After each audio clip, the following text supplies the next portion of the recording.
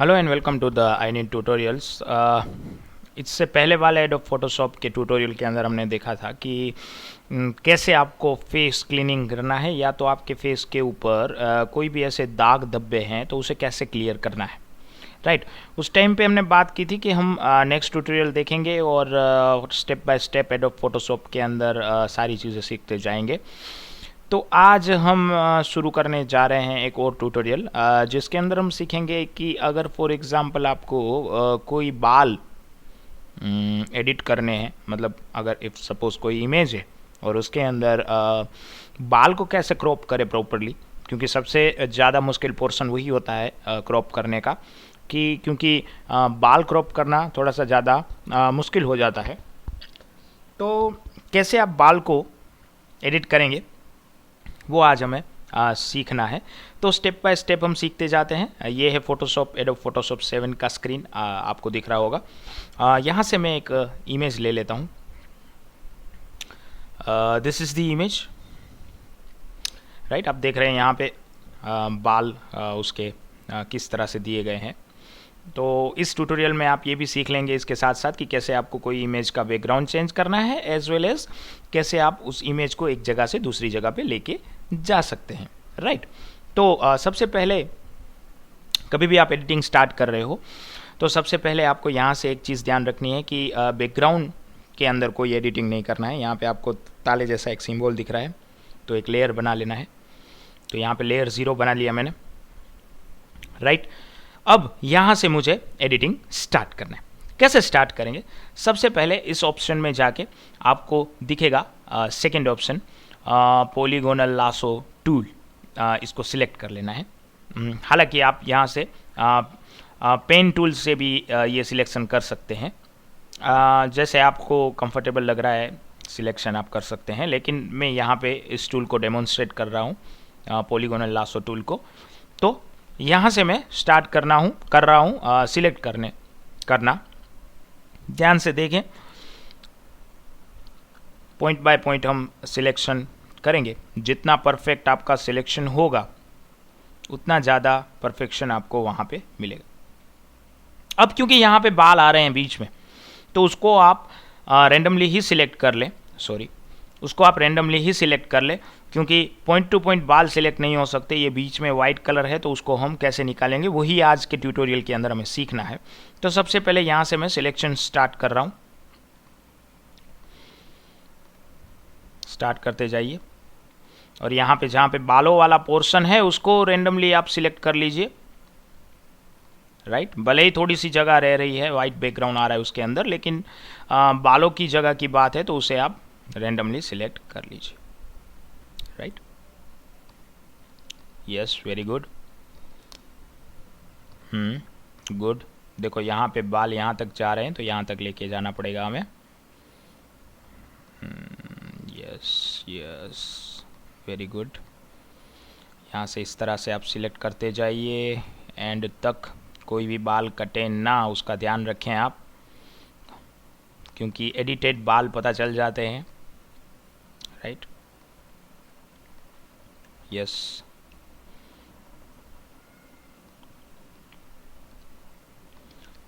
Yes. और यहाँ से इसको लास्ट यहाँ पे जोड़ दीजिए।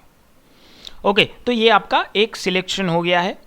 देख रहे हैं आप पूरा जो भी हमारा ऑब्जेक्ट था, यानी कि जो हीरोइन का फोटोग्राफ है, उसको हमने यहाँ पे सिलेक्ट कर लिया है। अब इसको यहाँ से कट कर लीजिए, कंट्रोल X करके। कट हो गया। राइट, अब यहाँ से एक नया लेयर आप ले सकते हैं, क्रिएट न्यू लेयर ऑप्शन से। ये एक नया लेयर आ गया है, ऊपर आपको दिख रहा है लेयर 1। वहाँ पे आप उसे पेस्ट कर दीजिए।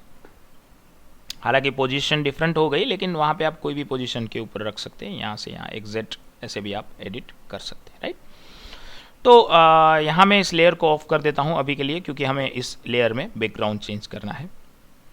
तो बैकग्राउंड चेंज करने के लिए यहाँ पे पेंट बकेट टूल आपको दिया गया है। पेंट बकेट टूल को सिलेक्ट कीजिए। यहाँ पे कोई भी कलर आप सिलेक्ट कर सकते हैं। रेंडमली मैं यहाँ पे कोई भी एक कलर सिलेक्ट कर रहा हूँ। और खास ध्यान रखें, लेयर 0 के अंदर ये आपको एडिट करना है। लेयर 0 के अंदर आप इसे फिल करते जाइए। बारीकी से फील करें, कहीं पे भी कोई कोना छूट नहीं जाए इसका, राइट। और ये मेरा लेयर का बैकग्राउंड चेंज हो रहा है, या यस, ओके। ये मेरा लेयर का बैकग्राउंड चेंज हो गया, जो वाइट था उसे मैंने ग्रीन कर दिया।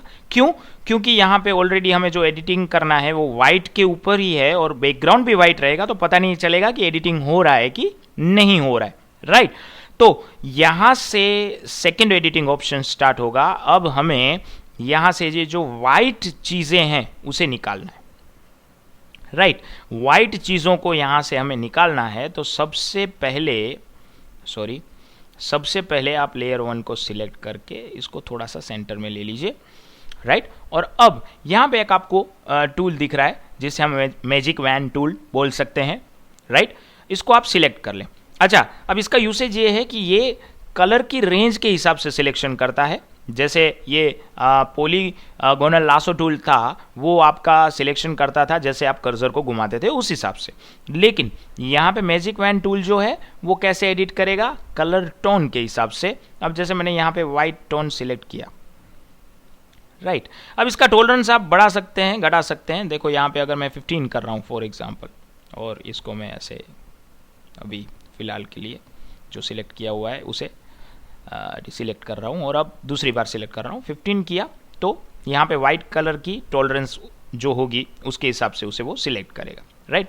अब यहाँ पे मैंने उसको डिलीट किया, वापस से इसको मैं सिलेक्ट कर रहा हूँ, इसको मैंने डिलीट किया। यस, जहाँ जहाँ से ईजिली हमें ये चीज़ें मिल रही हैं उसको हम यहाँ पे डिलीट करते जाएंगे। खास ध्यान रखें, सॉरी ये राइट क्लिक हो गया। खास ध्यान रखें, बालों को कुछ भी नहीं होना चाहिए, वो हमें ध्यान रखना है अभी के लिए, राइट। इससे ज़्यादा हम इस टूल से इसको एडिट नहीं कर सकते, राइट। क्योंकि देखो यहाँ पे बीच में जो वाइट कलर दिख रहा है, अब हमें वो निकालना पड़ेगा, क्योंकि हमारा पूरा जो बैकग्राउंड था वो वाइट था, इसलिए हमने ग्रीन किया कि हमें पता चले कि एक्चुअल एडिटिंग कहाँ पे हो रहा है, क्या हो रहा है और कैसे हो रहा है, राइट।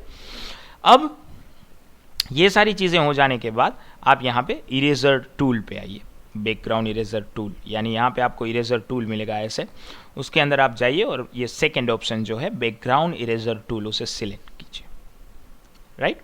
अब यहाँ पे आपको लिमिट सिलेक्ट करनी है। लिमिट्स में डिसकंटिन्यूअस सिलेक्ट करना है। टॉलरेंस इसका आप 50 to 70 के बीच में रख सकते हैं, कुछ भी रैंडमली। अभी मैं 57 रख रहा हूँ। प्रोटेक्ट फोरग्राउंड कलर के ऊपर मुझे क्लिक करना है, और सैम्पलिंग जो है उसके अंदर मुझे बैकग्राउंड स्विच ऑप्शन को क्लिक करना है।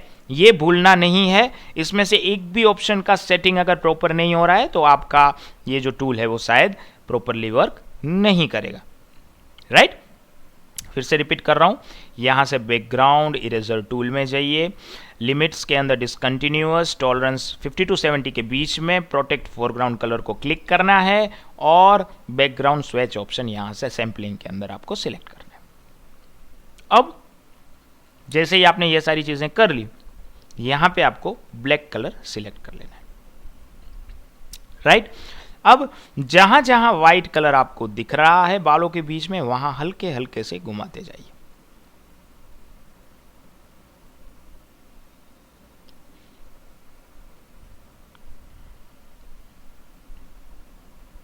हल्के हल्के से जहां पे आपको व्हाइट कलर दिख रहा है किनारी के ऊपर या इन बिटवीन द हेयर्स, तो वहां पे आप ये बैकग्राउंड इरेजर टूल घुमाते जाइए, और आप देखेंगे कि वाइट कलर यहाँ से निकल रहा है। बाकी के जो बाल हैं हमारे, वो वैसे के वैसे ही रह रहे हैं,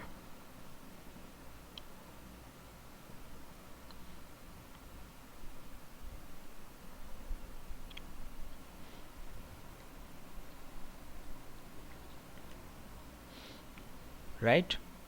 यस, वेरी गुड। एकदम अच्छे से, जितना अच्छे से प्रॉपरली आप इसको घुमाएंगे उतने अच्छे हेयर एडिट आपके हो जाएंगे,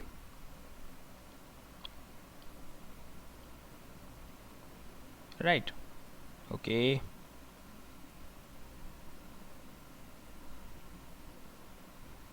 यहाँ पे भी, सॉरी, यहाँ पे भी इन बिटवीन दिख रहा था आपको, उसे भी आराम से हल्के हल्के आप एडिट करिए। खास ध्यान रखें यहाँ पे उनके जो क्लॉथ्स हैं उसके ऊपर नहीं चल जाए ये tool, right. Easily, very easily, जितना सॉफ्ट एडिटिंग करेंगे उतना ही आपको प्रॉपर रिजल्ट मिलेगा यहाँ पे। Yes, very good.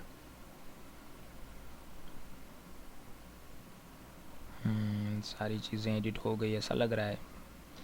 यहाँ पे भी कुछ हल्के से बाल दिख रहे हैं, एकदम इजीली यहाँ पे एडिट करें अगर आप। अब शायद मेरे हिसाब से कहीं पे भी वाइट कलर नहीं दिख रहा है।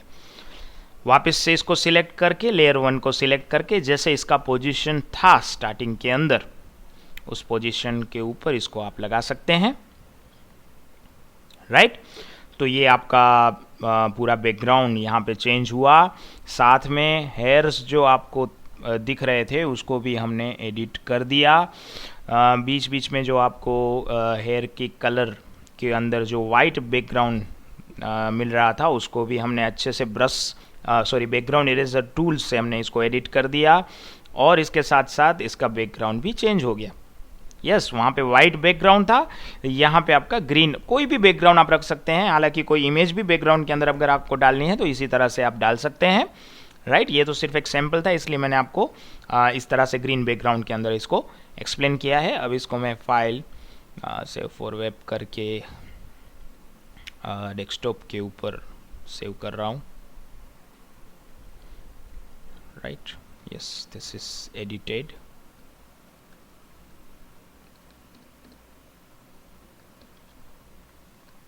और इसको सेव कर दीजिए, राइट।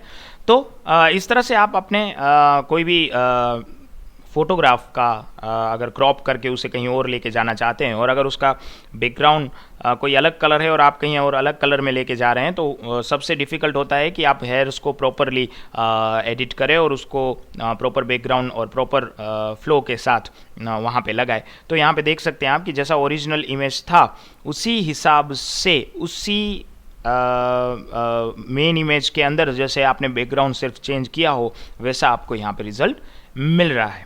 अगर आपको हमारे वीडियोस पसंद आ रहे हैं या इसके अंदर आपको कोई इनपुट्स लग रहा है तो आप हमें बता सकते हैं। आशा करता हूँ आपको ये वीडियो पसंद आया होगा। Thank you.